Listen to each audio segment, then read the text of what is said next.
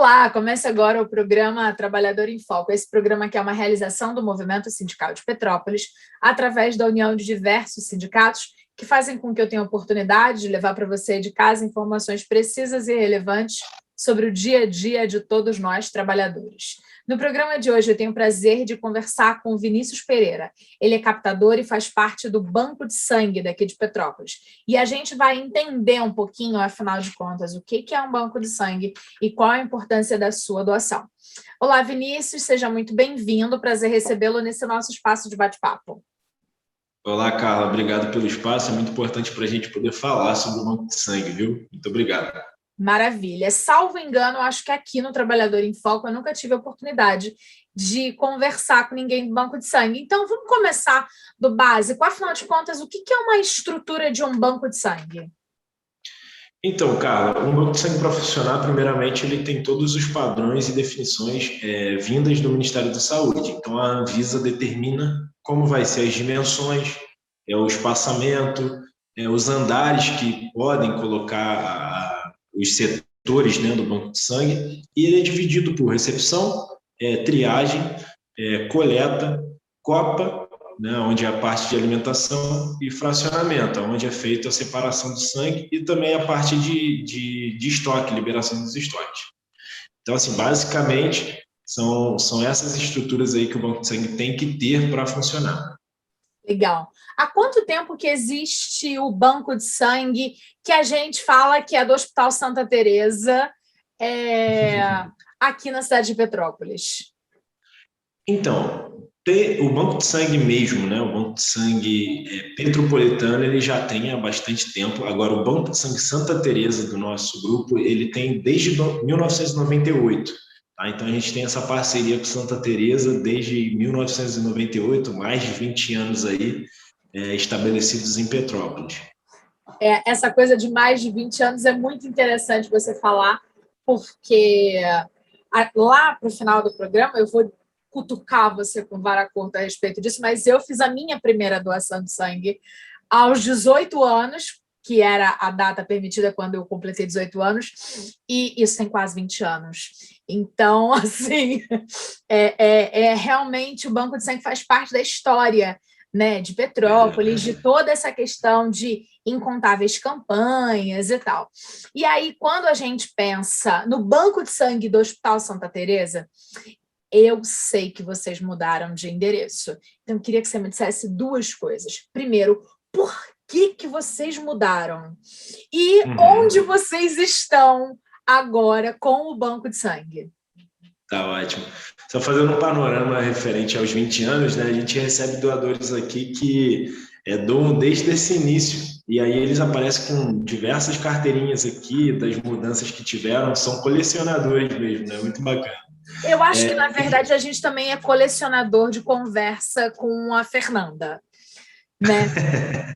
A Fernanda está aqui, a gente brinca desde 98 também. É isso aí. Então, a Fernanda foi a primeira pessoa que coletou o meu sangue e nós nos lembramos todas as vezes que eu apareço por aí como doadora ou com alguém. Mas então, ao longo desses 20 anos, a gente estava muito acostumado com vocês no Hospital Santa Teresa, ali pela entrada dos fundos e tal, não sei o quê. E aí vocês mudaram. Por que mudaram e onde vocês estão agora? Então, vamos lá. Voltando sobre a mudança, né? Porque a gente mudou, já era um projeto do Banco de Sangue, do Grupo GSH, estar em outro local. Né? Por mais de 20 anos que a gente esteve dentro do hospital, a gente fez uma pesquisa e percebeu que tem muita gente que deixa de ir ao hospital por não gostar. Né?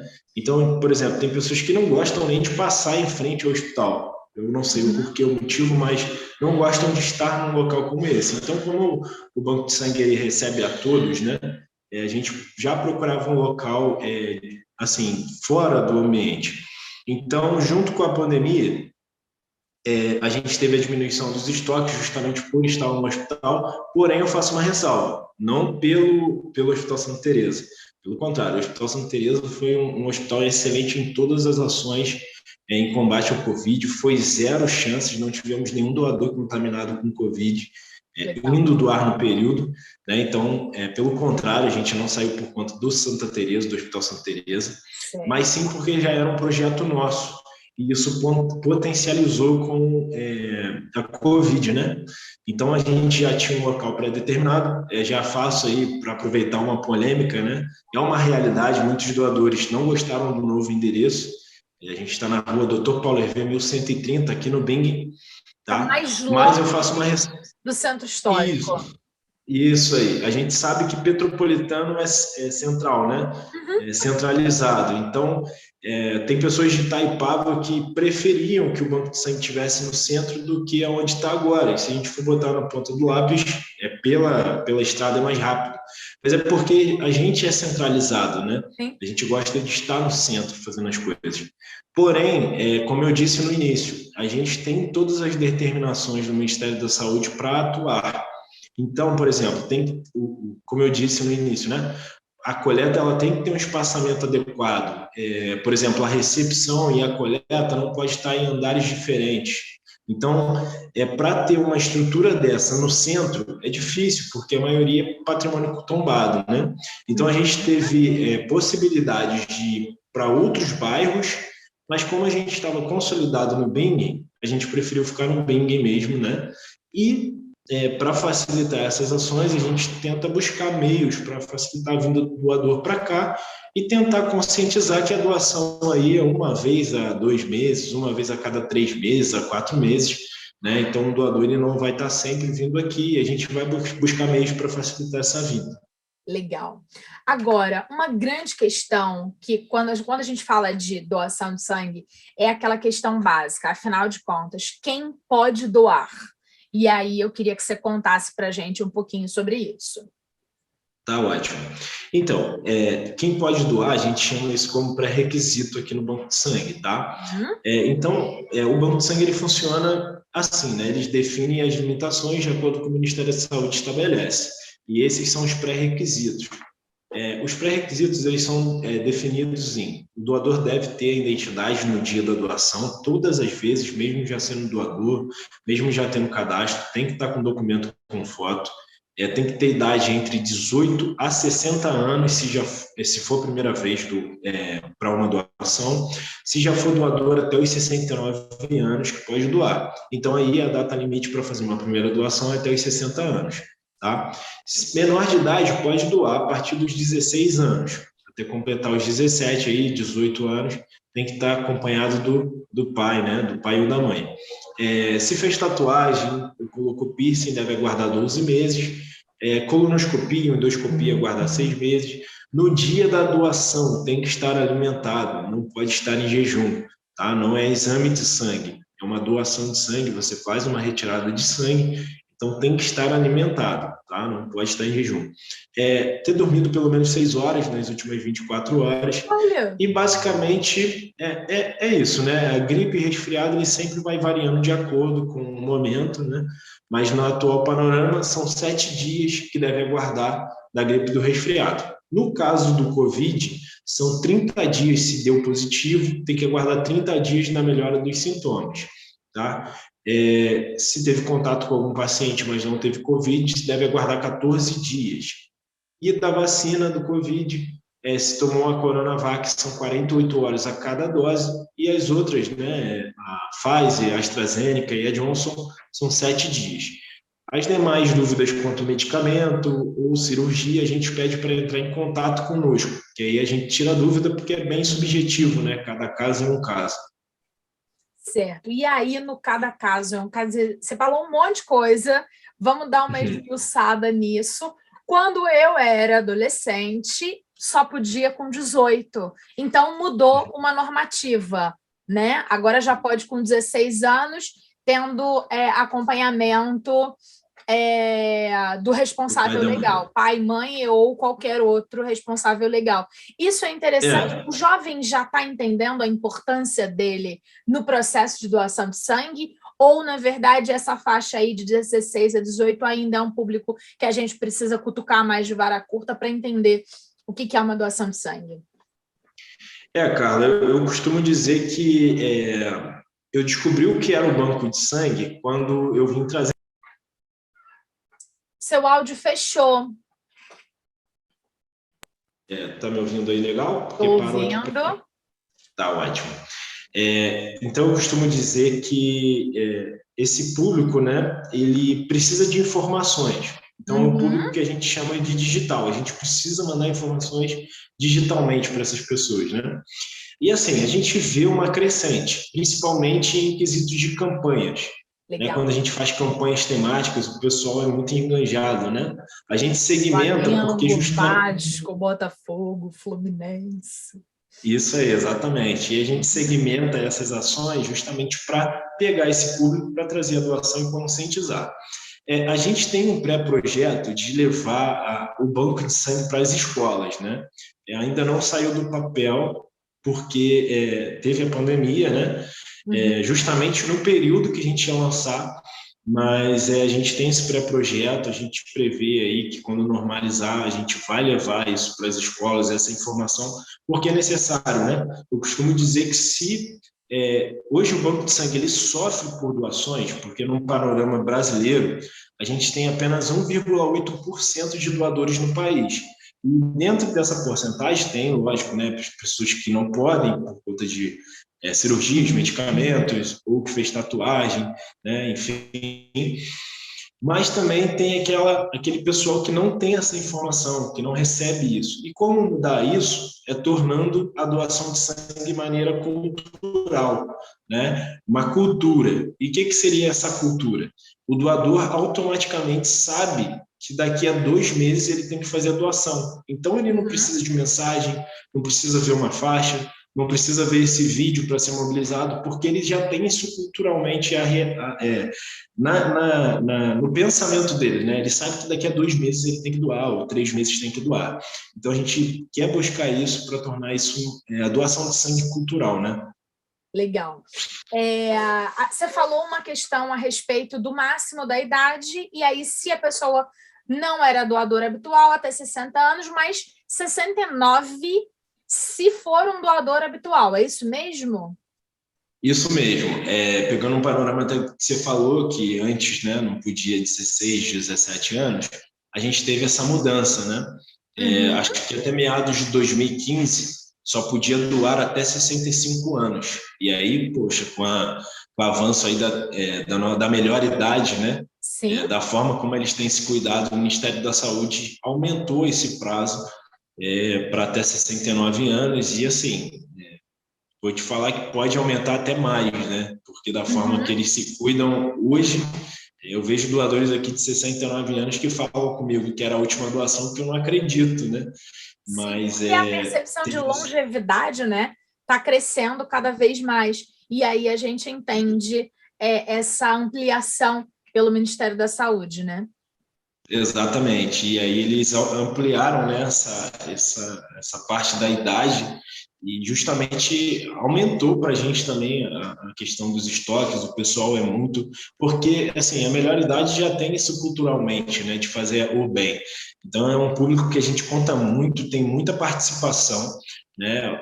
Vou falar para você que casos de doadores que usam medicamento nessa idade é menor até do que a fase aí de 40 a 59 anos. Então, justamente, a gente conta muito com esse público e, assim, é muito bom, né, poder saber que esse público comparece e nos ajuda a salvar vidas. Legal. Uma coisa que rolava antigamente é que homossexuais não podiam doar sangue. Isso era uma normativa, isso era uma questão da própria norma técnica, não é isso? Não era uma norma técnica? Contudo, isso caiu já tem algum tempo. E eu queria que você falasse um pouquinho sobre isso.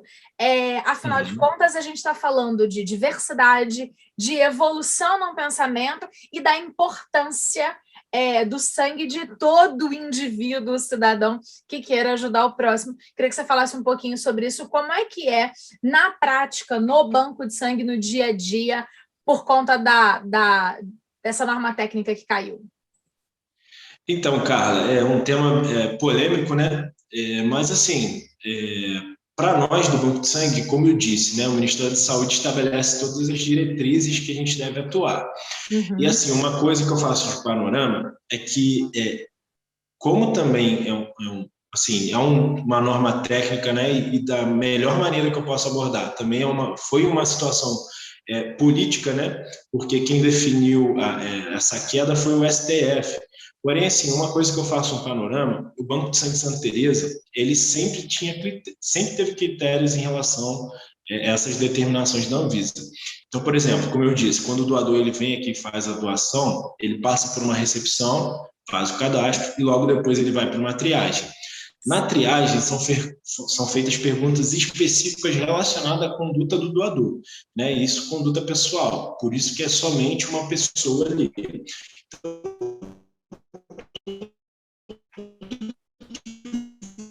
Você fala naquela sala, fica na sala, tudo que se faz em Vegas fica em Vegas. Então, justamente, a triagem funciona assim. Tudo que você fala ali fica ali, né?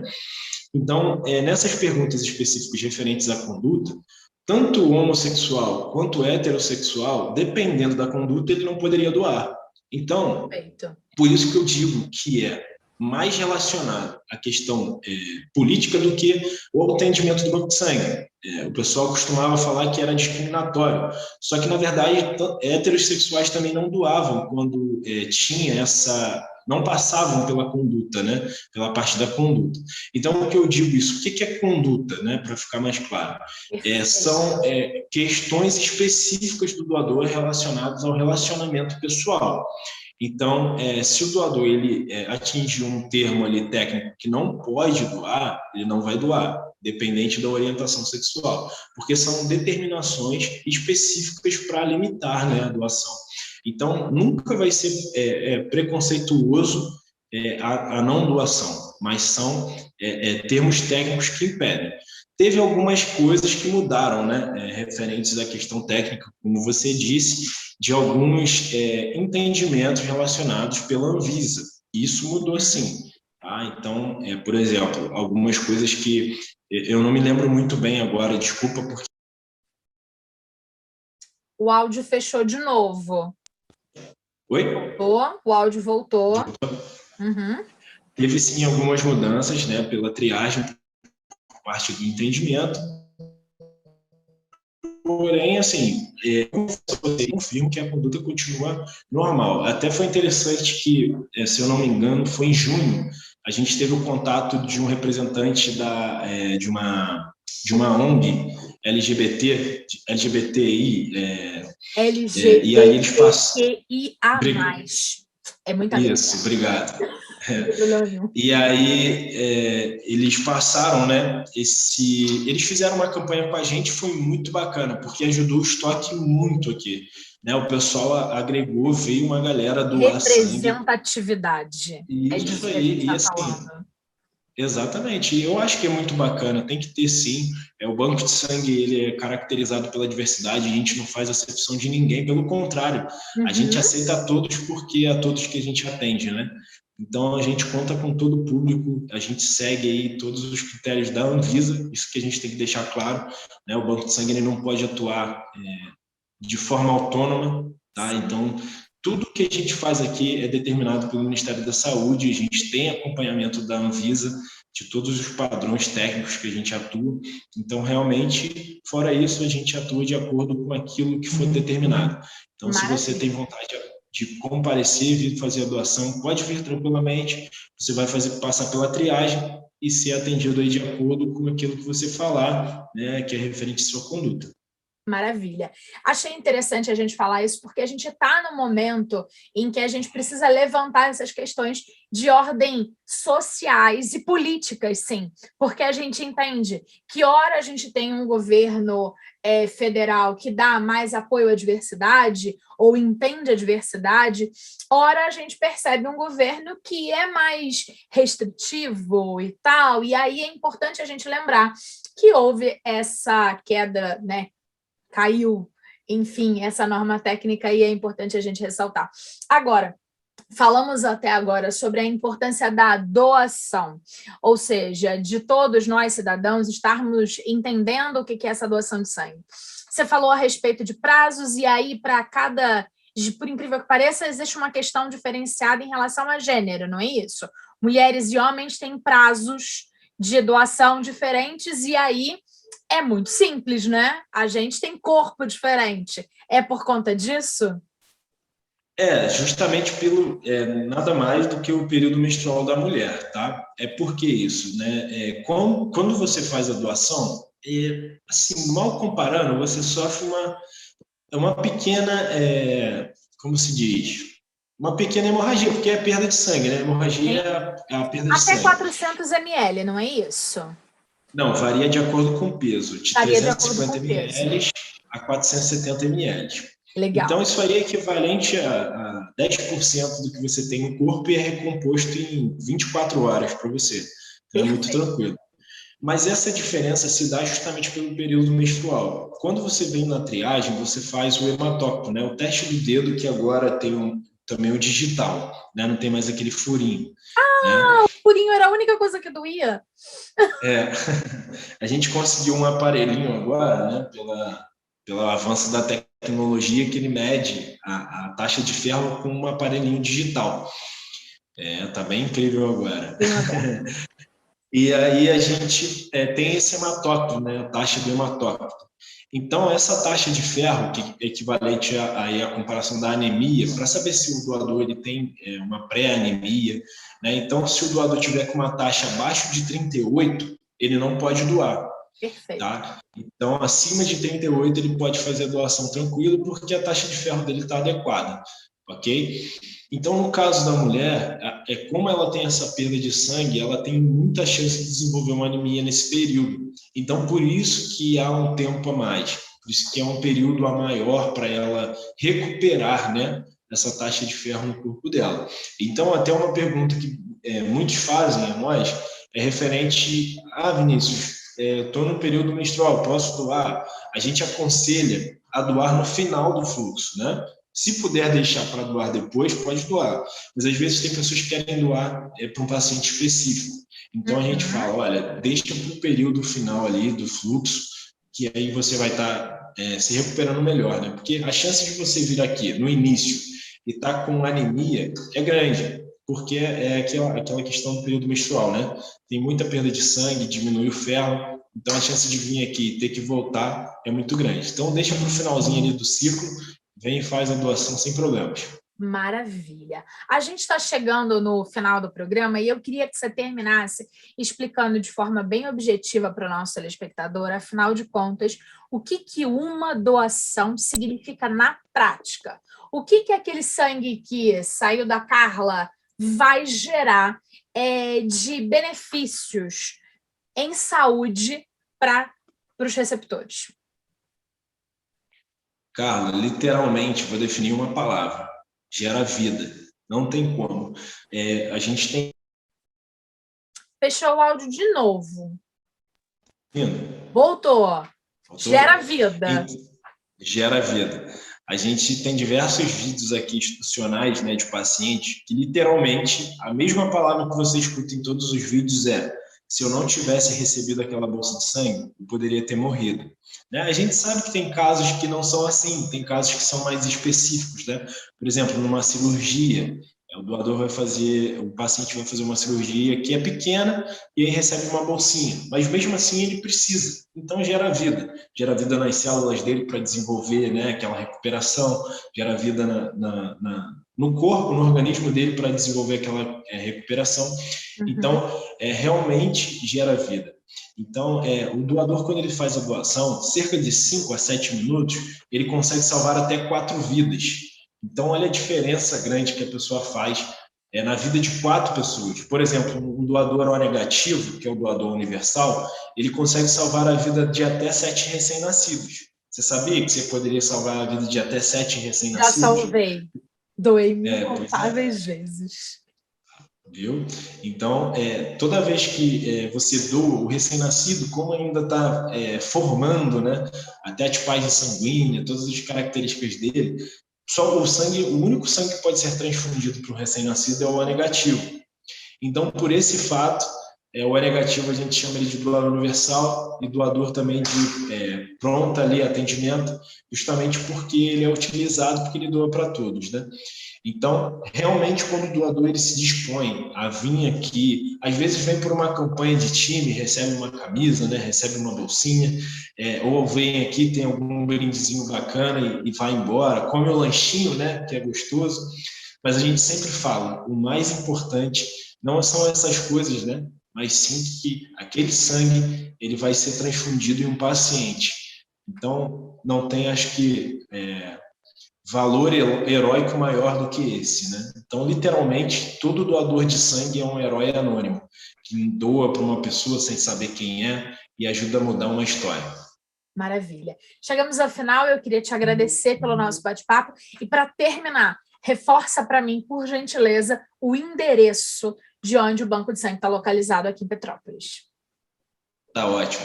O nosso endereço fica na Rua Doutor Paulo Hervé, 1130, aqui no Bingen, tá? Não tem errada, sentido descida da Serra, em Petrópolis ainda, mas sentido descida da Serra aqui, Rua Doutor Paulo Hervé, depois, para quem gosta de pontos de referência, depois da entrada do Capela, tá? Não tem errada. A gente fica ao lado de um posto de gasolina e ao lado de um banco também, tá? Não tem errada.